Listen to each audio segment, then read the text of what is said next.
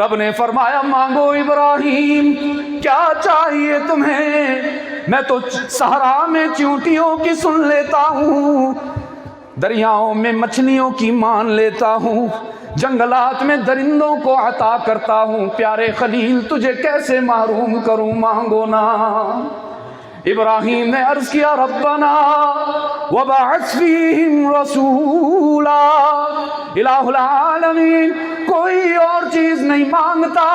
سونا نہیں، چاندی نہیں، ہیرے نہیں، جواہرات نہیں، تو پھر کیا چاہیے ابراہیم؟ ابراہیم نے عرض کیا الہ العالمین کچھ اور نہیں چاہیے، بس مجھے محمد عطا فرما صلی اللہ وہ جس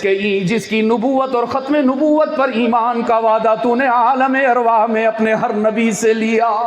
میں چاہتا ہوں وہ جب دنیا میں آئے پیغمبر